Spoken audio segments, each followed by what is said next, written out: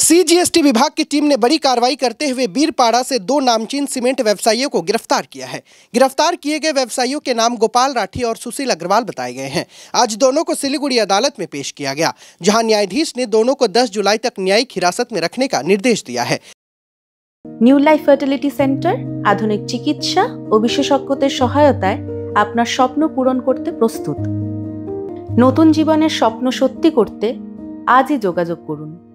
নতুন জীবনের সূচনা এখানেই। Cancer isn't the end. With the right care, it can be the start of a new beginning. Hope and Heal Cancer Hospital, where hope is real and healing truly begins. जानकारी के मुताबिक आरोपी गोपाल राठी और सुशील अग्रवाल का बीरपाड़ा में सीमेंट का कारोबार चलता है। आरोप है कि दोनों व्यवसायियों ने भारत सरकार को टैक्स में करोड़ों रुपए का नुकसान पहुंचाया है। इसी मामले की जांच करते हुए यह कार्रवाई हुई है। सीजीएसटी विभाग के वकील रतन बनिक के अनुसार वर्ष 1917 में भारत भूटान के बीच हुए एक समझौते के तहत भूटान में कारोबार करने के लिए भारतीय क्षेत्र का उपयोग किया जा सकता है। इसी समझौते का गलत फायदा उठाते हुए दोनों व्यवसायियों ने सीमेंट की आड़ में भूटान टू भूटान ट्रेड के नाम पर टैक्स चोरी की। सीजीएसटी के वकील के अनुसार इस फर्जीवाड़े के जरिए सीमेंट व्यवसायी गोपाल राठी ने पिछले 5 वर्षों में भारत सरकार से तकरीबन 65 करोड़ 24 लाख रुपए की टैक्स चोरी की है। वहीं दूसरी सीमेंट व्यवसायी सुशील अग्रवाल ने 27 करोड़ 26 लाख रुपए की टैक्स चोरी की है। इस गड़बड़ी की जानकारी सीजीएसटी विभाग को मिलने के बाद मामले की जांच शुरू हुई। प्राथमिक जांच में टैक्स चोरी के स्पष्ट सबूत मिलने पर दोनों व्यवसायियों के खिलाफ सीजीएसटी एक्ट की धारा 132 के तहत मामला दर्ज कर दोनों को गिरफ्तार कर आज अदालत में पेश किया गया। सरकारी अधिवक्ता रतन बनिक ने बताया है कि भूटान टू भूटान ट्रेड के नाम पर दोनों व्यवसायियों ने करीब 92 करोड़ 50 लाख रुपए की टैक्स चोरी की है। सीजीएसटी टीम पूरे मामले की जांच कर रही है। आज के শিলিগুড়ি এসিজেএম আদালতে আমাদের central goods and service tax department সেখান থেকে দুজনকে অ্যারেস্ট করে পাঠিয়েছে। তাদের মধ্যে প্রথমজন হচ্ছে গোপাল রাঠি। গোপাল রাঠিকে একটা কেসে করেছে এবং দ্বিতীয় হচ্ছে সুশীল আগরওয়াল, একেও আরেকটা কেসে করেছে। এই যে গোপাল রাঠি যে এ হলো রাঠি সিমেন্ট হাউস এর হচ্ছে বাড়ি এবং বীরপাড়াতে এর নিজস্ব বাড়ি আছে, প্লাস সিমেন্টের ব্যবসা করে, সিমেন্টের ফ্যাক্টরি আছে। এই যেটা করেছিল যে গোপাল রাঠি এর যেটা করে গোপাল রাঠি এবং সুশীল আগরওয়াল, দ্বিতীয় ব্যক্তি হলো সুশীল আগরওয়াল, দুজনেই ওখানকারই বীরপাড়ারই বাসিন্দা।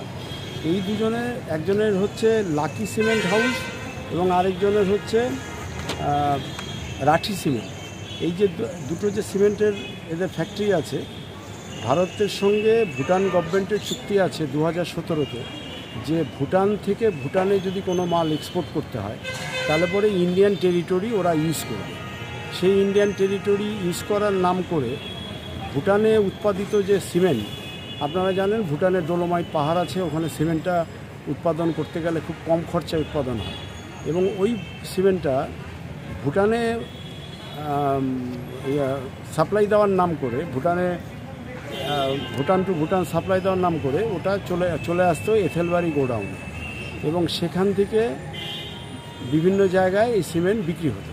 এতে গভর্নমেন্টের 100 সিমেন্টের উপরে হচ্ছে 100 টাকার যদি সিমেন্ট হয় তাহলে 100 টাকায় 110 টাকা করে তার উপরে ট্যাক্স চলবে এবং এটাকে বলে সিজিএসটি।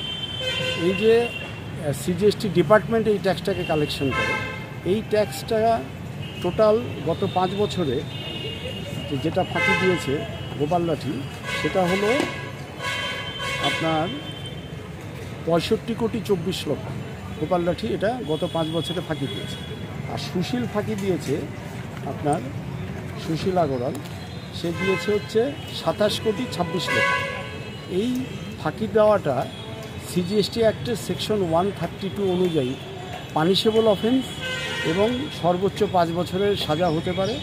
সুতরাং এই সিমেন্ট যে ভুটান থেকে ইন্ডিয়াতে এনে বিক্রি করেছে without making payment of tax to the government of India, এই যে এত কোটি টাকার যে ফাঁকি দেওয়া, এই ফাঁকি দেওয়ার জন্য সেকশন 132-তে ওদেরকে অ্যারেস্ট করে আজকে শিলিগুড়ি এসিজেএম আদালতে হাজির করানো হয়েছিল এবং এসিজেএম আদালতে ওদের পক্ষে জামিনের আবেদন করা হয়।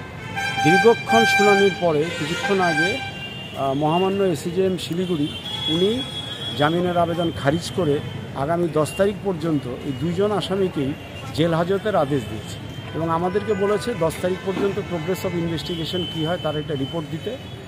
আর এটাতে সিজিএসটি ডিপার্টমেন্টের একটা বড় সাফল্য, কেননা এইভাবে ট্যাক্স ফাঁকি দিয়ে সরকারি কোষাগারের যে পাবলিক মানি, এটার জন্য একটা দীর্ঘদিন থেকে এটা ইনভেস্টিগেশন চলছিল। আলটিমেটলি আজকে ওদেরকে প্রোডাকশন করে জেল হাজতের আদেশ হয়েছে। এই দুজনের মধ্যে প্রথম জনের হচ্ছে যেমন নাকি রাঠি সিমেন্ট হাউস, গোপাল রাঠি, আর দ্বিতীয় জন হচ্ছে লাকি সিমেন্ট হাউস। একটা রাঠি সিমেন্ট আর একটা হচ্ছে লাকি সিমেন্ট। একটু বলে রাখি, এই দুজনে কিন্তু এর আগে ডিআরআই থেকেও এই দুজনকে অ্যারেস্ট করেছিল। সেটা হচ্ছে আলিপুরদুয়ার কোর্টে প্রোডাকশন করেছিল। সেখানে অফেন্সটা ছিল ওরা স্মাগলিং করেছে সিমেন্ট। গভর্নমেন্টের যে যখন নাকি কোনো ইম্পোর্ট হবে, ভুটান থেকে ইন্ডিয়াতে যখন কোনো সিমেন্ট আসবে, তখন সেখানে ইম্পোর্ট ডিউটি দিতে হয়। সেই ইম্পোর্ট ডিউটি না দেওয়াতে স্মাগলিং অ্যাক্টিভিটির জন্য কাস্টমস অ্যাক্টের ধারা অনুযায়ী অ্যারেস্ট হয়েছিল এবং সেখানেও অনেক দিন জেলে ছিল। তারপরে এটা হলো সিজিএসটি অ্যাক্ট অনুযায়ী হয়েছে, সিজিএসটি ফাঁকি দেওয়ার জন্য। না, ওরা ভুটানে থাকে, পৃথিবীতে ব্যবসা আছে। ওই যে বললাম তো সেটাই ডিটেলে, যে ওরা যে সিমেন্টটা যে ওখান থেকে এখানে আনতে গেলে সেটা চালান ছাড়া বিক্রি করলো, বিল ভাউচার ছাড়া বিক্রি করলো, তাতে 110% করে যে ট্যাক্স, সেই ট্যাক্সটা ওরা দেয় না দিয়ে ট্যাক্স না দিয়ে বিল ভাউচার ছাড়া মাল বিক্রি করলে পরে, তাহলে এটা পানিশেবল অফেন্স।